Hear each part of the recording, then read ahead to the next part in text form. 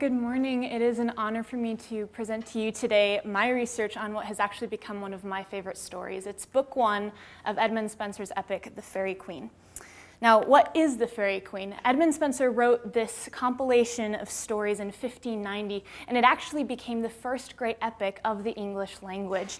English, prior to his writing of this story, wasn't even really considered a very serious language. It was the language of the common people, but not of epics. But with this story, Edmund Spenser takes seriously not just his own language, but also the theology of the Reformation. Based on my research, I would contend that the hero of book one of The Faerie Queene is a Reformation hero. This hero, the Red Crosse Knight, he only succeeds in his quest by utter dependence on some very key Reformation truths: that he is both a saint and a sinner, that he can only be saved by the grace of God, and that he cannot imitate Christ by his own effort. Now, is there any question about this? Well, some scholars, like C.S. Lewis, suggest that the subject of the story is sanctification, that over the course of the story, the knight is restored by becoming more sanctified, by becoming more holy. But as much as I deeply admire C.S. Lewis, I strongly disagree with this interpretation. I believe that Spenser wants us to understand that the Christian cannot live a holy life apart from the grace of God, apart from first being declared holy by God. And I think Spenser does this by creating a helpless Reformation hero.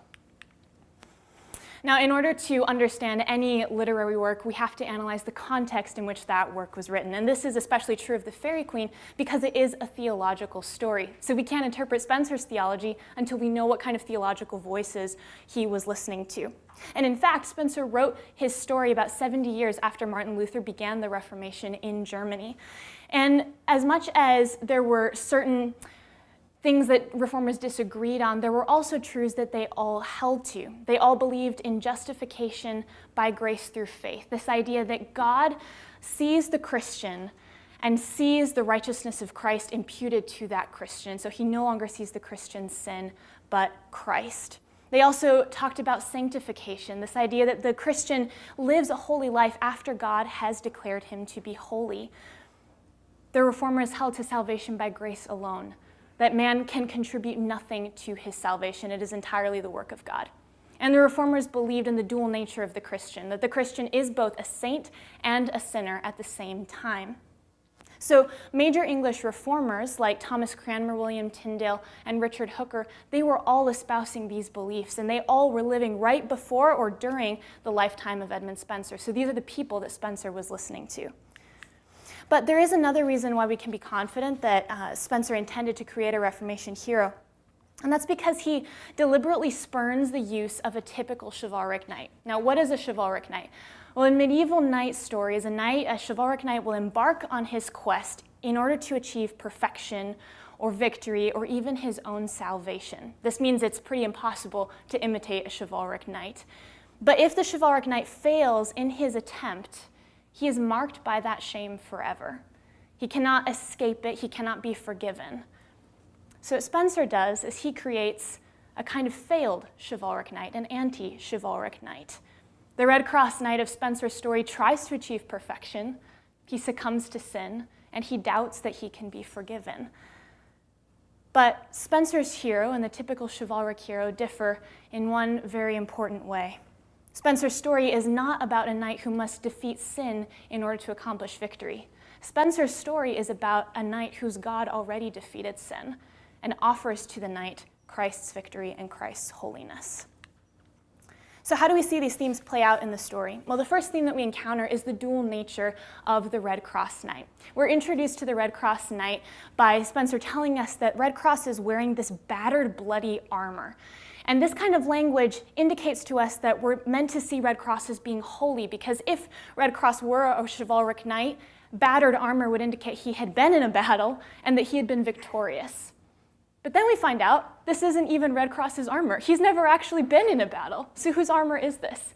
Well, Spenser writes a letter to Sir Walter Raleigh, and in this letter he says that this is the armor of a Christian man. So what we're meant to understand is that the armor the Red Crosse Knight is wearing is actually the armor that Christ himself wore in his battle against sin, death, and the devil on the cross. And he now gives this armor to Red Crosse, and in a sense is giving Red Crosse his victory and his holiness.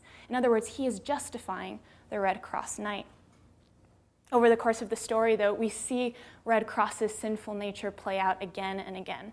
So right at the beginning of the story, he and his companion Una set out on their quest, and immediately the Red Crosse Knight decides to go off on this rabbit trail and pick a fight with a monster called Error. And it's this completely useless battle. There really isn't a whole lot of point to it. He only wants to show off. And so what we see is he starts becoming so confident and so prideful in his holiness, in his saintly nature, that he starts becoming oblivious to his sin. And this oblivion costs him dearly, because he ends up deserting his companion Una, who he swore he was going to protect. They come across this evil magician, and the magician shows Red Crosse these two false visions. The first vision is of Una lying naked in bed beside him, and it appeals to his flesh, it appeals to his sense of lust. But the second vision is of Una lying with another man, and this is what enrages Red Crosse, because it appeals to this false sense of his own piety.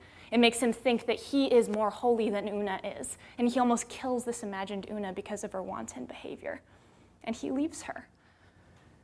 And after he leaves her, this leads him deeper and deeper into this denial of his sinful nature. So he now becomes this really violent and adulterous knight whose mistress Duessa leads him all the way to hell. And not surprisingly, in hell, it's very hard to deny that you have a sinful nature. So Red Crosse now becomes so overwhelmed by his sinful nature that he denies his saintly nature. He can no longer see that he has been declared holy at all. He meets this creature called despair, and despair essentially tells him that in order to pay for his sin, he must kill himself. Despair tempts him to think that Christ's death and Christ's gift of holiness are insufficient to make Red Crosse holy in the eyes of God. And Red Crosse believes him. He is completely helpless, and he cannot save himself. But he is saved. King Arthur comes and rescues him from hell. The Lady Una actually snatches the knife out of his hand just as despair is telling him to kill himself. So King Arthur and Una becomes these means of grace to the Red Crosse Knight, saving him when he cannot save himself. But the greatest manifestation of grace, salvation by grace, comes in Red Crosse's battle with the dragon at the climax of the story. So Red Crosse meets this dragon, and he's scared out of his mind. Spenser actually gives like 7 stanzas to tell us how terrifying this dragon is. And the purpose of it is to show us that there is no rational way that the Red Crosse Knight can defeat this creature. He is once again in a position of helplessness. And so, not surprisingly, he fights the dragon, and the dragon throws him. But instead of falling to his death, Red Crosse falls into this baptismal well. And he's actually in this well overnight. It's almost as though he dies in these waters of baptism. And in the morning, he rises up, and the text tells us he has been cleansed of his sin and cleansed of his guilt, and he goes and fights the dragon again. Now this time, he actually delivers a very enormous blow to the dragon, and the dragon gets really mad at him. And so he fights again, and the dragon starts overpowering him, and Red Crosse is afraid again. He doesn't want to be shamed by falling. But the text tells us here that God himself guides Red Crosse's feet so that he falls into this river flowing from the tree of life. And typically this river is thought of as Christ's blood. And in this moment of complete dependence upon the grace of God, there is no more fear of shame. There's no more effort. He's completely dependent on God's grace, and he rises up, and then he kills the dragon.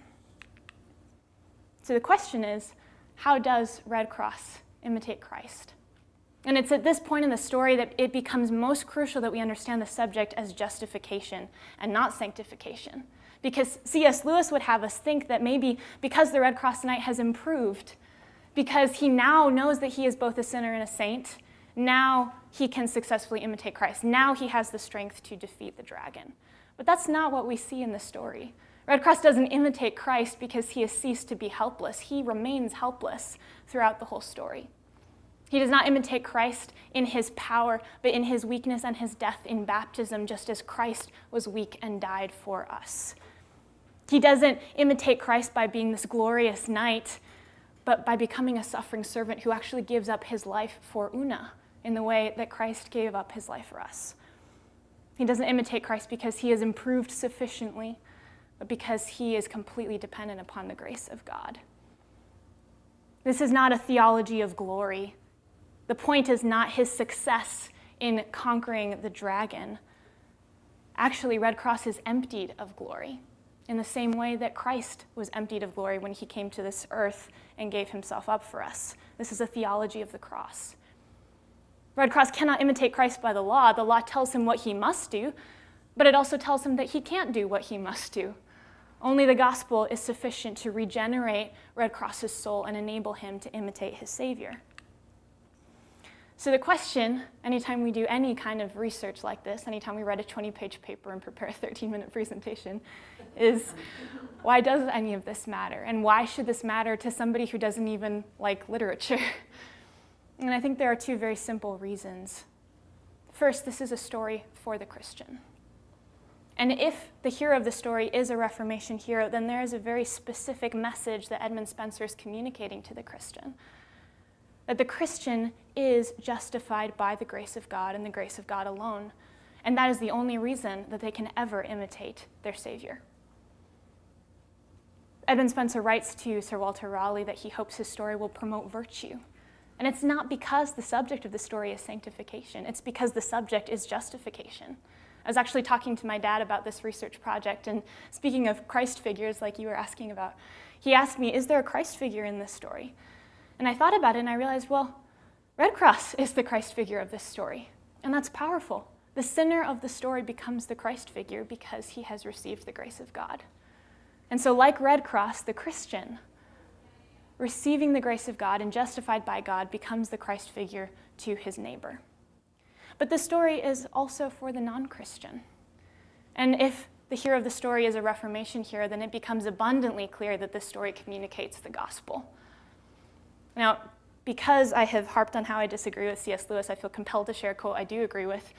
And in this quote, Lewis talks about how fairy tales are able to slip past the watchful dragons of our defensive intellect and embed truth in our hearts.